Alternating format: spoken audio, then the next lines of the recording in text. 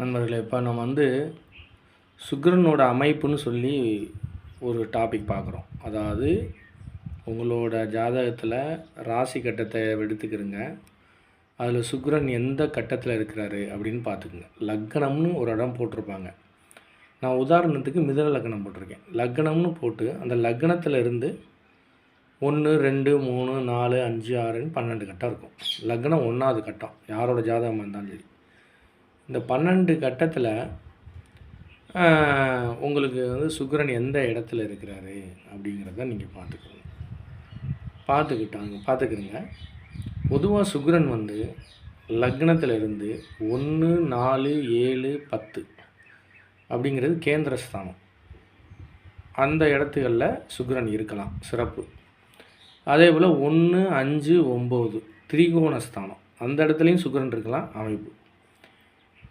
அதே போல் 2ஆம் வீட்லேயும் இருக்கலாம், 11ஆம் வீட்லேயும் இருக்கலாம்.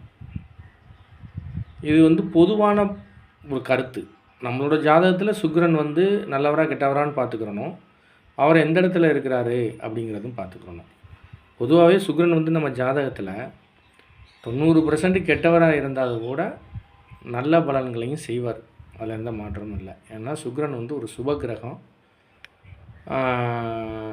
அவர் இந்த கட்டங்களில், இந்த ஸ்தானங்களில் இருக்கும்போது 1, 4, 7, 10, 1, 5, 9 திரிகோணஸ்தானம், 2ஆம் வீடுன்னு சொல்லக்கூடிய இடங்களில் இருக்கும்போது அதிகப்படியான நமக்கு பலன்களை கொடுப்பார்.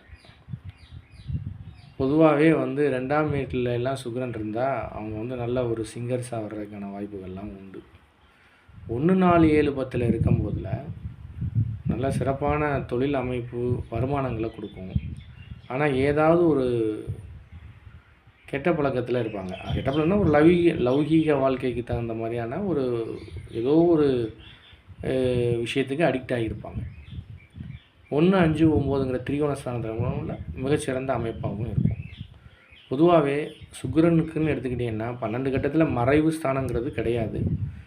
பட் 3, 8, 6, 12 இருக்கும்போதில் ஒரு சிறப்பான பலன்கள் நமக்கு கிடைக்கிறது கொஞ்சம் கஷ்டம்தான்.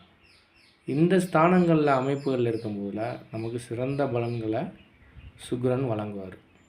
நம்ம ஜாதகத்தில் சுக்கிரன் எங்கே இருக்காருன்னு பார்த்துக்கிட்டு அதற்கு தகுந்தாற்போல் நம்ம நிர்ணயம் பண்ணிக்கிறணும்.